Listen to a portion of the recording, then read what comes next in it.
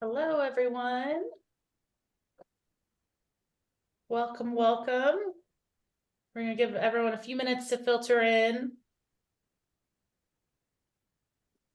You can tell us in the chat where you're from. Yes, let us know where you're tuning in from while we wait for everyone to come join us.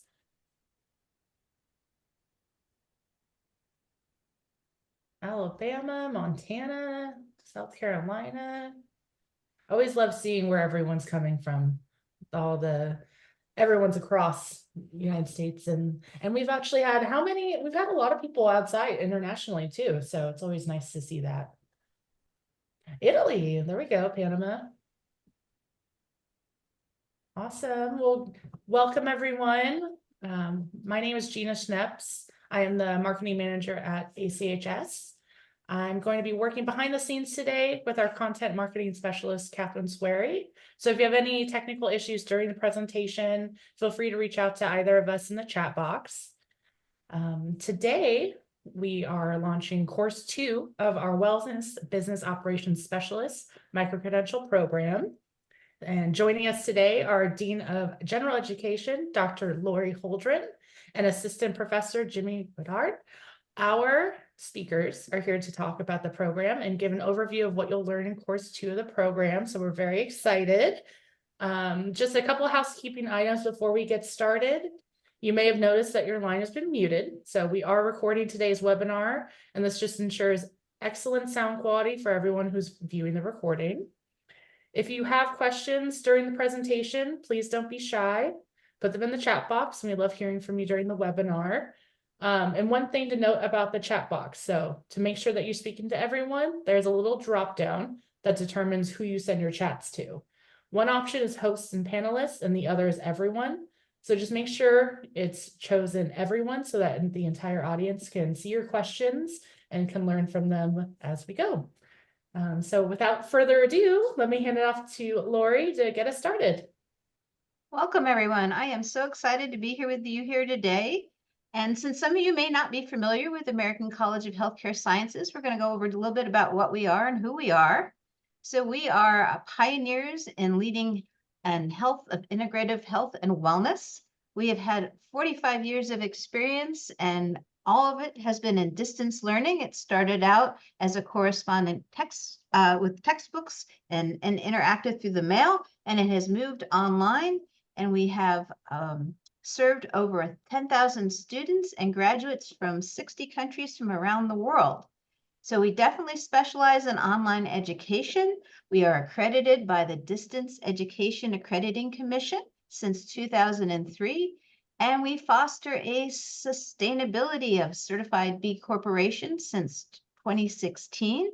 And we offer degrees at a whole bunch of different levels, starting with certificates and diplomas and degrees. And we have now, besides our associate, bachelor's, and master's degree, we have a doctorate program. So if you're interested in any of those, don't hesitate to check us out. Our mission is to lead the advancement of evidence-based integrative health and wellness education through experiential online learning and sustainable practices.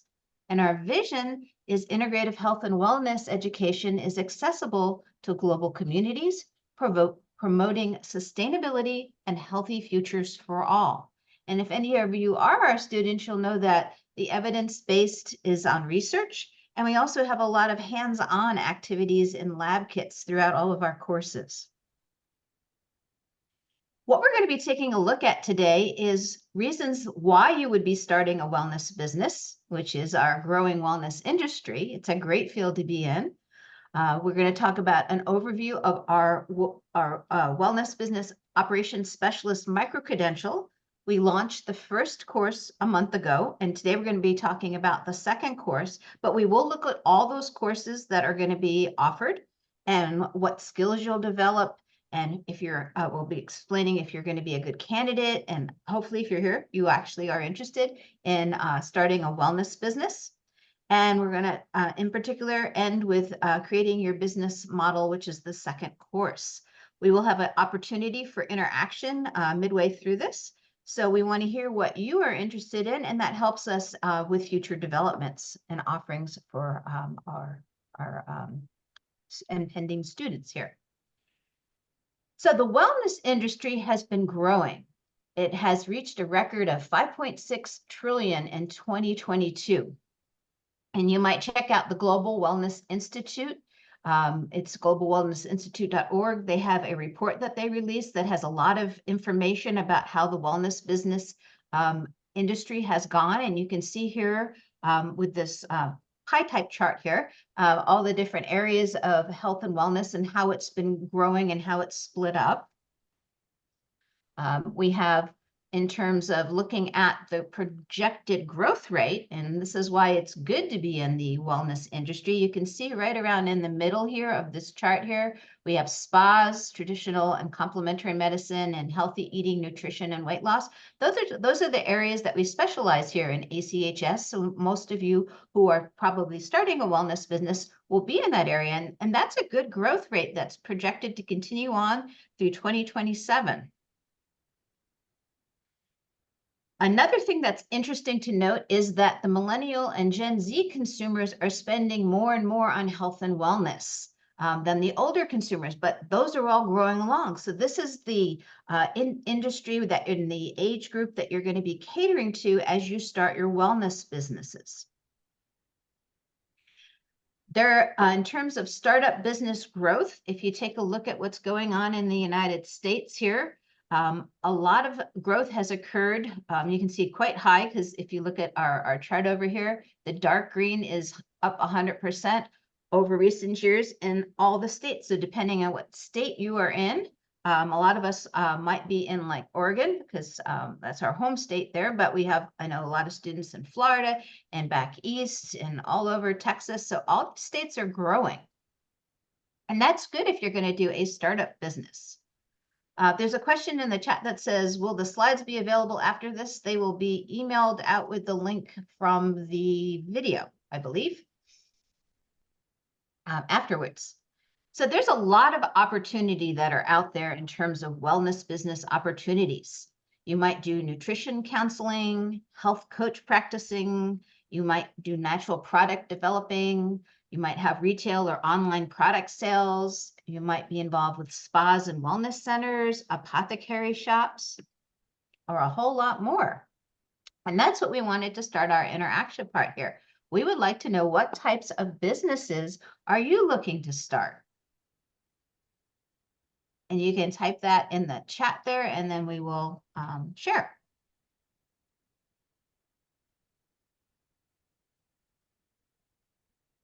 So we have holistic nutrition counseling and health coaching, clinical herbalist, health and wellness coaching, private Pilates instruction, a holistic nutrition coaching practice, clinical herbalist, sexual health and wellness. These are going by fast. An apothecary shop with a clinical herbalism, products, a product line, health coaching, holistic practice, a lot of holistic nutrition, community health education, a birthing community, health and wellness studio. These are awesome. Holistic digestive health and aromatherapy. Wellness travel. That was one of the things that was on the slide about the travel business is really growing. Women's health and wellness, holistic nutrition, another home birth, doula, holistic herbal treatments. This is awesome. So this is where you want to be starting your business with what we're going to be talking about here. So our next question is, what has inspired you to venture into the wellness industry? And again, you can put that in the chat.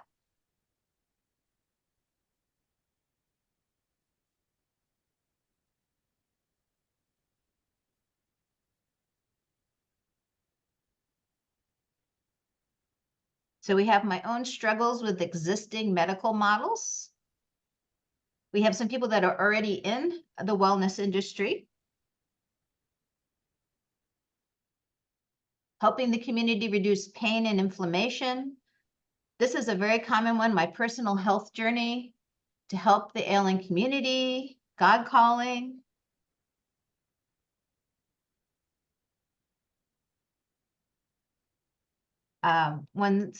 Jessica's dad's health transformation, personal success with natural healing, left osteopathic medical school due to unethical practices, gut health issues. I've heard that one a lot, to support underserved populations. We have some that have practices already, but they want to expand those practices. Being caregivers to terminally ill relatives, being raised with herbs and continue on Nani's legacy, anxiety issues and family health complications, wellness centers focusing on detox and stress management, lack of trust in modern Western medicine, able to treat your family. These are very common things that we hear from our students that attend our programs. So we definitely are going to be helping you get started or continuing your journey in your holistic healthcare business. What challenges do you anticipate facing when you're establishing your wellness business? And perhaps Professor Gadar could weigh in on these because he is very experienced in what goes on in the business world. We have finding clients, state laws, financially being challenged, growing a network, personalized therapy versus one-size-fits-all approach. There's another one with laws, coaching experience, teaching the community about the importance of health and wellness, imposter syndrome, how to reach a target audience market. The wellness industry is somewhat difficult to get into in a particular location, financial challenges, having no idea how economics works or how to own a business, not wanting to be on social media all the time to be promoting the business, finding colleagues to collaborate with, another one, state laws and finances, establishing trust with clients without an MD, creating a need for holistic nutrition in a community, lack of confidence and self-promotion, making people believe that herbs work, setting up an LLC. I'm pretty sure that these are a lot of topics that will be covered. Professor Gadar, could you talk a little bit about that? Oh, yes, definitely. Thank you so much, Laurie. Let me address some quick. As I was listening to all of you, as I was reading what all of you were putting in the chat. First of all, I want to congratulate you for having the strength, the courage to step up and try to open a business. And I will tell you, it is a very rewarding experience to go ahead and be called a CEO and really to own a business because you're providing a service to our community, to your residents or to your citizens. The challenges, some of the challenges that I read had to do, and I'm going to try to go through a list real quick. The finding clients, it is a catch-22, and where do you find your clients? What I always mention to our business students, and I have practiced as well, is when you have a product that for your business, think of it as a solution to a problem. Don't look at it as a product that you're trying to sell, but think of it as a solution to a problem that somebody has. Then how do you find the people who have the problem for which you have solutions? Then you will need to enlarge your circle and go where these people are. And I'm assuming the reason you decided to open that business, that is because it's either you were in an environment where the problem existed, you personally encountered that problem, or you know some relatives who are having that problem. What does that mean? That means you are a stakeholder of a community that is experiencing the problem. Do not look too far.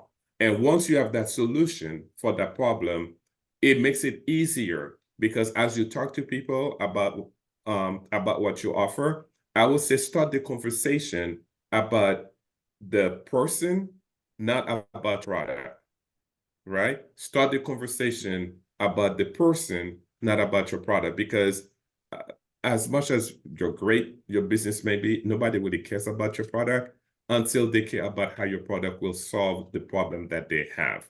So if you start the conversation about the person, you get to know what the person is going through, and then you can make the recommendation about your product more as a solution uh versus I'm gonna try to sell you something, because believe me, nobody wants to be sold to.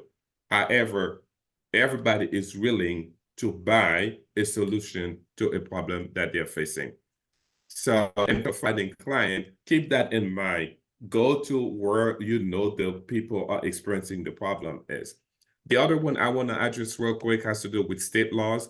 State laws is going to have to be your homework, because every state laws are different. And one of our courses to do with permits and also licenses. So in some states, you may have those kind of rules and regulations, and other you do not really have those. I always say, always try to get a lawyer on your side, or try to consult a lawyer, or belong to a group or a consortium where you can get legal advice. Don't get legal advice from friends. Let me repeat that. Don't get legal advice from friends. The most expensive advice I have discovered are free advice. So if you're gonna try to get it from the internet, it may cost you a lot of money. I think the other theme I saw there, Lori, had to do with financial challenges. As an entrepreneur, you're going to have challenges when it comes to financing. And I will highly recommend you educate yourself when it comes to self-financing. And oftentimes, as an entrepreneur, you may not require to come up with that much funding, because think about it. If you're going to need to rent a place, if you're going to need to buy products, if you're going to do packaging, if you're going to do mail, you have to come up with some type of seed money. And usually credit cards is usually where people start. I do not recommend credit cards if you do not know how credit card works. There are some banks that provide you credit cards with 1 year, no minimum payment, no payment whatsoever. So think about it. I like to call it OPM. It's other people's money, right? So you open your business, you go to your bank, you ask them what are some of the credit card they can provide you, with the intent that you know how to use it, right? I'm not telling you to go get credit card and load up, with fees, and then now you cannot pay it. You find yourself in financial trouble. What I'm saying is, go to your financial institution, and you can talk to them. They can tell you what financial vehicles that they have that can help you start a small business. And last but not least, I would like to mention the finding colleagues. I have discovered it is very rare that you can build a business by yourself and to be successful. There is this African proverb that says it takes a village to raise a child. I correlate to that. It takes a village to raise a business. It takes a village to build a corporation. Where as the owner, you're gonna wear a lot of hats for which you don't have the competence, and you should not. You're gonna be the marketer, you're gonna be the chief operating officer, you're gonna be the chief financial officer, you're going to be the lawyer, everybody. Surround yourself with people, like-minded people in business, so that you don't have to repeat the same mistakes. And as you surround yourself with people within your industry, you will find, who do I need to call to build my website? Who do I need to reach out to do my marketing? Who do I need to reach out to? And then you can focus on your business. Because when you started that business, that idea, you did not start to become a webmaster. You did not start to become a financial advisor. You started that business for your user community. That would be my recommendation. Laurie? Thank you. So we have one more question here, and then we're going to move on. The final one is, what steps have you already taken towards realizing your vision for your wellness business?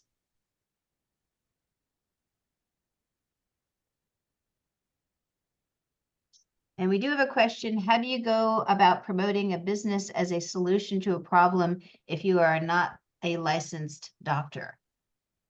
I'm aware that a disclaimer is required for those such as herbalists and aromatherapists who are not legally allowed to diagnose or treat. I know the wording is very important.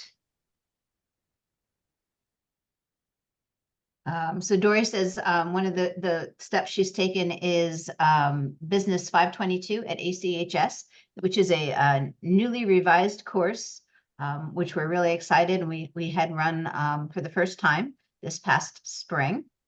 One has an associate's degree.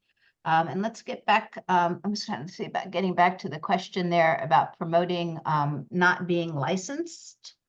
I'm not sure if Jimmy can address a little bit about that. I know that if you are a student and you speak with, if you're an aromatherapy professor Latin or Judith Thompson in herbal medicine, they can, and any of the professors in those areas, they could give you some better advice about how to promote yourself in that industry. Would that be probably the best advice? Yes, I would recommend that, Lord, because we're talking about health, right? So we Right. have to be, and I always recommend people, you have to be credible, you have to be reliable, in order for you to be sustainable. If you're not credible, you're selling something, you don't know much about it, and if the industry requires for you to be licensed, I'm not sure anybody would want to have a lawyer represent them who did not pass the bar, or any certain operator them who did not have, have the credential. So depending on the field that you are going, if that requires you to have the credential, I highly recommend for you to have that credential. I know some fields may not require that. And case in point, I'm in several different mastermind groups where I have other entrepreneurs. I have entrepreneurs, they are happiness consultant. I mean, really? Happiness consultant. Can one of you tell me how I'm gonna consult with you to be happy? But guess what? They are focused, they are so jovial, they'll know what they're doing, they do their research, and they'll become, and they have a business, and that's what they do. But they are reliable and they are credible. Oftentimes you have to get additional certification to deepen your knowledge in that field. So when you make recommendation to somebody, it is valid. Okay. I know I have colleagues who speak at universities, and they only graduated high school and universities hired them to speak, and they're making a lot of money. Why? They did their research for that particular field, for the particular problem the university has, and they speak there and they provide value. What I always recommend you first is to be credible and the value that you are providing to the community. Thus, if that particular field requires for you to have certain permits, licenses, and credentials, do not take the shortcut, get it. Thank you. All right, we're gonna move on now here. Is he here? Oops, where did we go here? Hang on. We went backwards instead of forwards. I'm not quite sure why that happened here. Okay, here we go. So one thing to note about small businesses, if you weren't aware, unfortunately, as much as we want them to succeed, 18% of small businesses fail within their first year, 50% fail within the 5-year time period, and 65 within the 10-year period.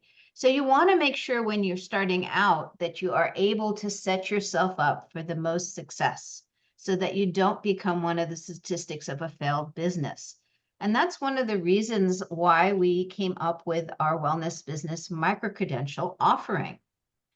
So this particular micro-credential, why you might want to take it, it is has its content tailored to promote successful business operation launching. The material is presented in short, easy to follow lessons. So there's a lot of videos, but they're short, about 5 to 10 minutes. And that's an easy way to fit your schedule. So you can come into the course at any particular time. You can watch 1 or 2 of them. If you had it, you could even look at it on your phone, that sort of thing. All the presenters are experts in their field. And you'll develop the skills that will fill an important place in the wellness industry. We want you to be successful. We want to expand wellness businesses. That's one of our missions. So the courses that are in this micro-credential, there are 6. Last month, we launched the Creating Your Business Model. The one we're going to talk about today is Forming Your Wellness Business. And then as the months progress, next month, we're going to be launching the Wellness Business Financial Essentials. And some of you were talking about money and whatnot. That would be included in that. Then we have the HR Essentials. And that's in terms of hiring employees, working, and that sort of thing. Then we have course 5, which is Product Essentials. And then course 6, which focuses on marketing essentials. And I know you mentioned a lot of you different concepts on these within when we were talking earlier about what you were needing and for your businesses. So we try to address all the different areas before you get started so that you're thinking about all of this and you can have a better success in your launch. So if you're interested in starting a wellness business, if you're in the wellness business industry and you want to expand, and if you're an operations professional who might be interested in managing a wellness business, this micro-credential would be for you. The courses don't have to be taken in the order listed, but in order to take them in a different order, you would need to wait till the micro-credential is completely launched, since we're launching them over the next 4 more months after this one. So once they're all launched, and if you sign up for the entire micro-credential, you could take the courses in any order. But right now, the only one that's available is the first one. And as of today, we'll be launching the second one.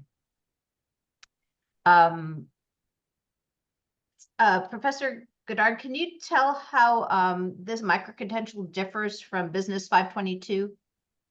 Oh, yes. There is a difference when you take a course in terms of more like a cohort, right? You have other people where in the class settings, which is about 3 months or so, you have assignments, you write a lot of papers, and you do some research, and you get to interact with other students. You get to read what other students are saying. Students provide feedback from your work as well. There's a give and take. There is this village, right? You're in a village that help you grow. That is the class format. So from the Business 522, this is what we go through. So you'll go pretty much to the whole notion from establishing your business to the marketing of business in terms of how do you make your business known out there. So it is a full course. When you're talking about the micro-credentials, what we try to do is kind of laser focus on a certain area. I read some of you already own your business. If you already own your business, also I always like to tell folks, the fact that you have a skill set in a certain area does not give you that entrepreneur mindset for you to start a business, right? Now, if you decide to start a business, it makes sense for you to learn about how to run that business. So those micro-credentials are pretty much tailored to areas that you may discover that you need to deepen your knowledge so that you can increase your skill set to run that business. If some of the issue you have has to do with finance, you may not want to take a full class that's going to talk to you about all those different components. You may want to say, you know what, I just want to take a course on finance for, the micro-credential for finance, or a micro-credential about, let me figure out how to set up my business, how to do my business the right way. You may not be interested in marketing. You may not be interested in all of those things. You just want to know how to set up your business the right way. So that is the purpose of the micro-credentials, where it's very tailored, it's very focused on a certain topic versus giving you the full breadth and depth of the topic that we're talking about. Thank you. All right. Oops. Hang on here. So what are the benefits of taking this program? You will gain that practical knowledge in starting and growing a wellness business. It'll equip you with essential tools, resources. I'll be talking about those in just a little bit, and strategies for success. You will earn a certificate for each of the courses, as well as a digital badge. And those digital badges are a visible mark of your achievement, and you can display those on social media, on a business website. You can post them on, what do you call it? my mind is not. LinkedIn, that's it. I was losing that. LinkedIn is a good place to post your badge on your profile there. So let's look at this second course that we're going to have, and I'm going to turn it over here to our professor because he has created a lot of the content that is in this second course. So it's called Forming Your Wellness Business. And he's going to go through the different modules that we have. Yeah, thank you. Thank you so much, Laurie. So the first one, for those of you, just so that I can provide kind of the sequence. And the first course we talk about business, we get into what type of business you're going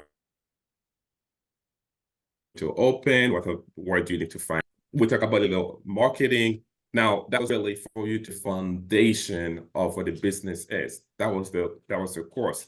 And now we're talking about, okay, I know the foundation. Let me start putting some walls so I can get that business.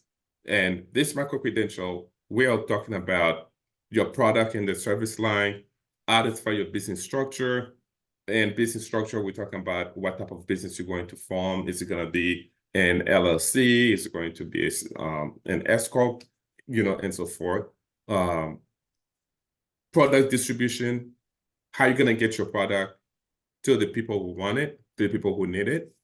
Again, like I said, how are you going to solve the problem that people are having? And product production areas.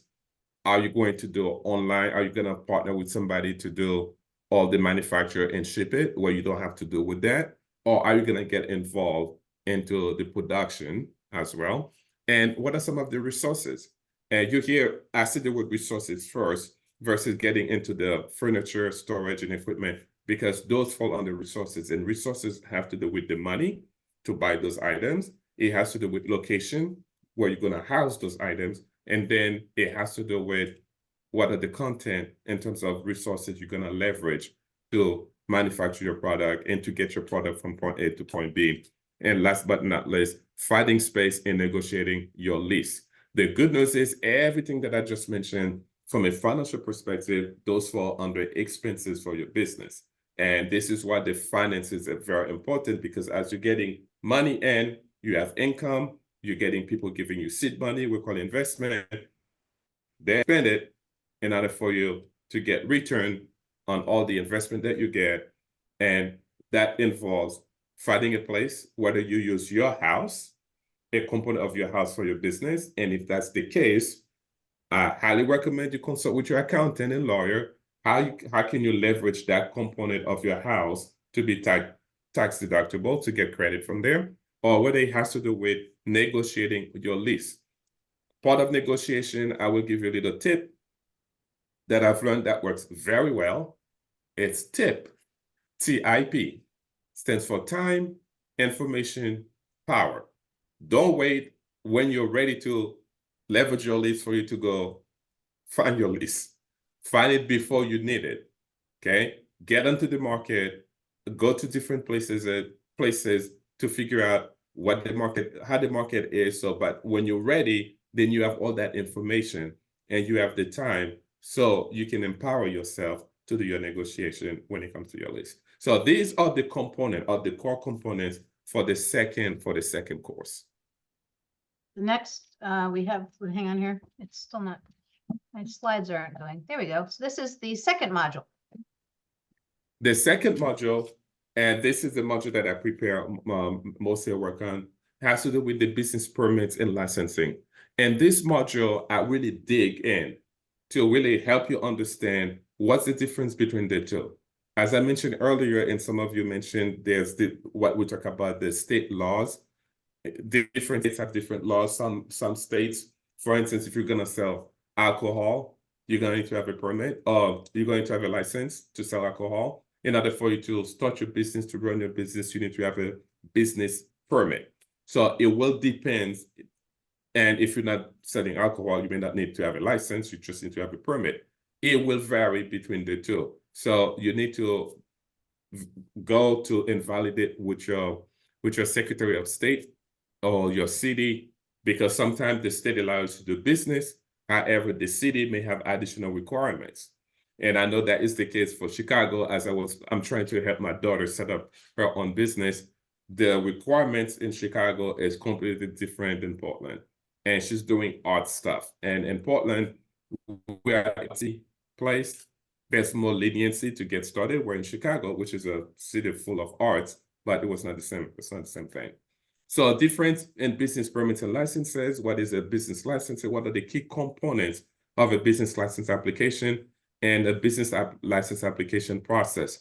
I dig deep into all of those, through all the modules, and provide you what in general that you should expect, taking into consideration your state process may be simple where you do it online, where other states may require for you to write checks, to mail, or you can do things online as well.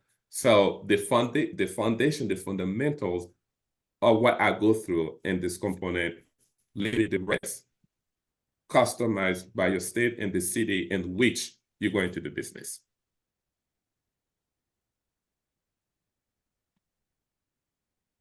And then we have our, this is what, module 2, wasn't that module 2? Hang on. I think we got the slide here twice. There we go. Module 3. Module 3 has to do with ethical considerations, corporate social responsibility. Now, this is big in business. This is big. Considering this, we're talking about health, people have a certain level of trust that they provide to you. And I want to talk a little bit about trust. When you meet your consumer, your customer, your client, there's what we call the swift trust, meaning the immediate trust that I provide to you as the person who have the solution to my problem. Then that trust gets stronger as we transact with each other. And I will always say, be credible, be reliable. Because as soon as I discover you're not credible or reliable, it's going to break that trust. Okay? And your credibility and reliability has a lot to do on your ethics, has to do on your personal values. Because if you are in this business is about the money, most likely you may do a little things left and right to get after what you want. If you do not have some barriers or not some guidelines, if you will, that for you on what you're willing to say no to. We all know what we're going to say yes to. Oftentimes, we don't know what we want to say no to.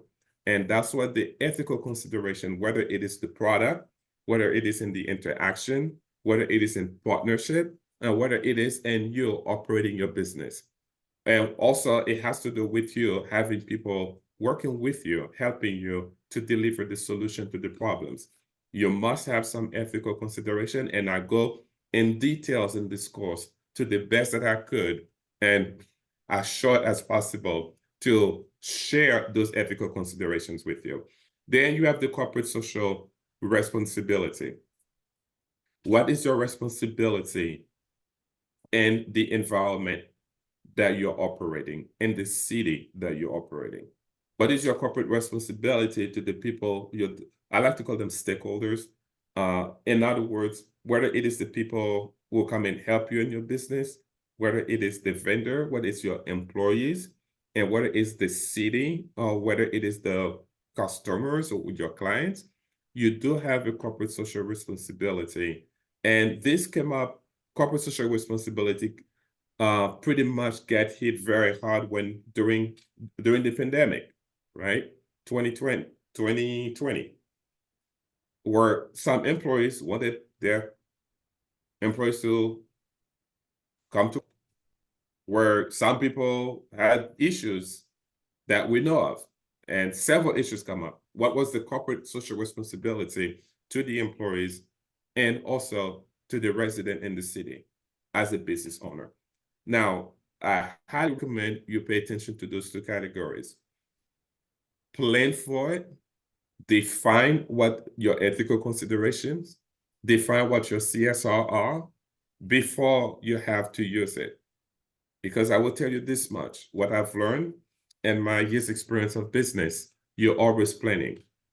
And your failure to plan is you planning to fail. And you do not want to be part of the statistics about how short your business has come and gone. Thank you. So our last module here is on risk management and legal considerations. And I think just time-wise, so that we have time to finish up there, we'll go on. But this has the risk management and law, the meaning of law and the implications, legal considerations, protecting your business, and establishing credibility. And all of these are things that you mentioned earlier when we were asking the questions and answers. These were the answers you were given. So the information you're looking for is within our course here. Lessons and videos that are along inside here include the videos. There are PowerPoint slides as well. We have interactive activities within each of the modules where you review and practice your knowledge. There's places for you to self-check that knowledge, and then we have applying your learning. And we are really excited to let you know that along with the course, there is a workbook. And this workbook, as you go through, you can see here, you'll be going ahead and filling it in. And as you fill it in, it'll have you answering questions so that you'll be able to brainstorm and plan what you're going to do with your business. Even if you have a business now, you can fill in what you are doing and think about what you might do differently. So this follows along with each of the modules. And as you're completing it, you'll then have that at the end so that you'll be able to look at your business and take away with you what you are going to do as your plan forward. So we're excited that we have that addition there. And we are actually going to add one of those to the first course as well. So some questions you might be asking, and I know I saw this in chat several times, is what is the cost? So the complete 6 courses all in one at a time, if you pay one price, get them all, is $6.99. And if you take the individual course, so say that you are a business, you're not interested in this course, but you saw one later on, if you want to just wait till that comes out and pay for an individual course, that's $129. We are going to give you the code at the end of the slides here that has 50% off. That's good through the end of the month. And we will be having that special each time we launch the micro-credential. There's also a code for friends and family to share as well for 30% off. When you complete the course, we mentioned the badges. This is what the badges look like. You get a badge for each of the individual courses. And if you take all 6 courses, you will get the Wellness Business Operations Specialist micro-credential badge. So that's a little more substantial in terms of, each course individually, as well as that overall one. That would be the certification thing that you could put on your LinkedIn or your Facebook page or wherever you're sharing your information, your website as well. So I've also had some questions in there about, when you have access, you have access for your lifetime. All the courses are self-paced. So if you start working on a course and something in life gets in your way and you can't go back into the course for a couple months, that's fine. It'll still be there. And if you buy all the courses at once, if you're, don't have time to go right on from one course to the next course, you can do them at any time. You can also, once they're all released, take them in any order. So I would assume that taking course 1 and 2 is probably where you'd start, and then the rest of them, it wouldn't necessarily matter the order, but I would recommend taking courses 1 and 2 in order since they build on the content of each other. So at this point, we're open to answer other questions if we can, and if not, we'll get somebody who we can forward you to somebody who would have the answer to that question.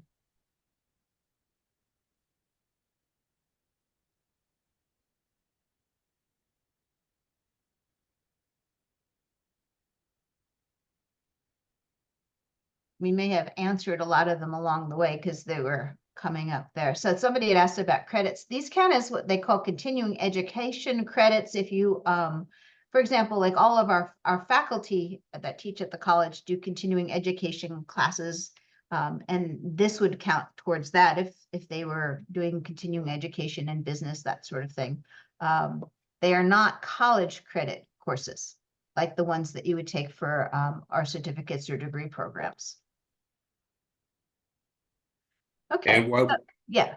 Oh, I was just about to say, Laura, while we're waiting for questions, real quick, a little, what's the word? Public service announcement. If you are entertaining becoming an entrepreneur,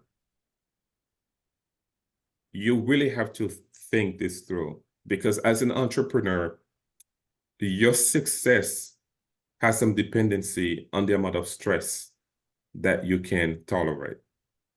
Because you're going to be young, it's starting a new business, you may not see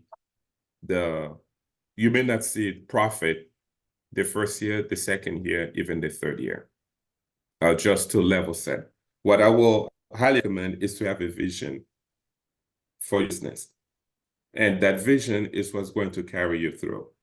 As entrepreneur, people do not know you when you first start. Does not mean what you have, the solution that you have is not viable.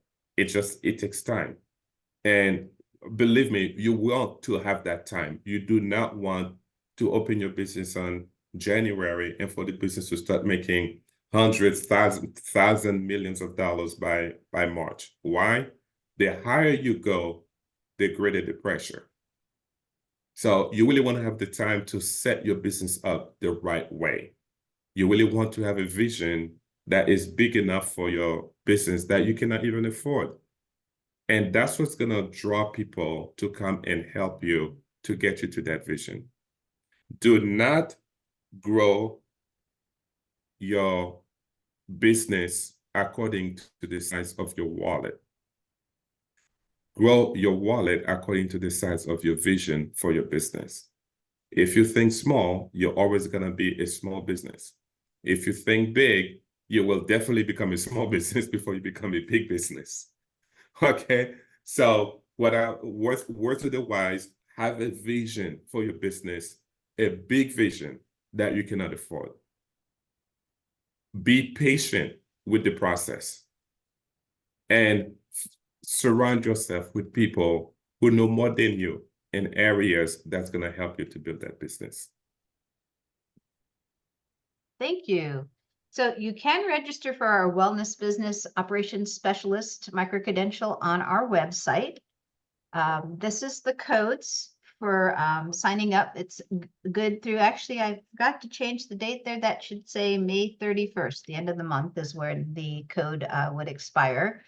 So the 50% off for students that are attending this webinar, you use the code FZN5HP. And if you have friends and family that want to take a course, the courses here, this particular course, you can use 8P67MH. So again, you'll receive these again in the slide deck that'll go along with the video that goes along here, but I'll leave that slide up here so you could write this down here and you can get registered. I don't see any other questions in here. If you have any interest in our other programs, we have a great staff of admissions advisors, which is coming up on the next slide, that you can contact. If you just go to our website, achs.edu, it says, where would you seek guidance from for scholarships? Are you talking about scholarships for going to college, Carissa?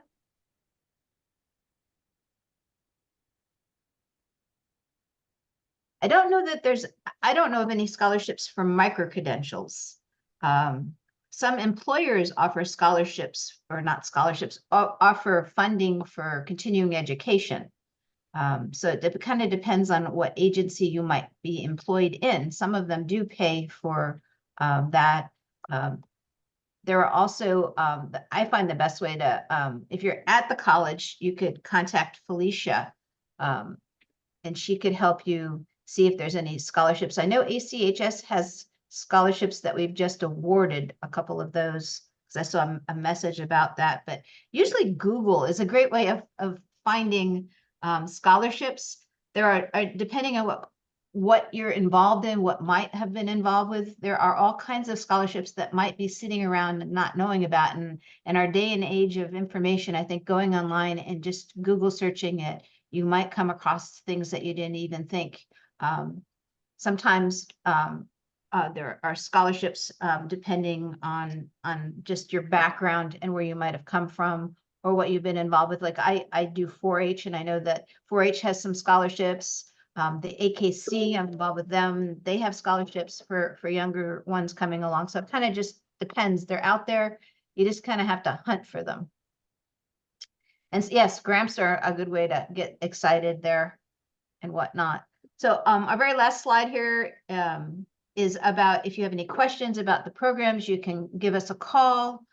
These are these particular advisors. If you've worked with someone already, you're welcome to call or email them directly. This is also on our website. So achs.edu, just go there. And all this stuff is very accessible and you can find it. I'm really excited that all of you joined us today. We really want to thank you and wish you well.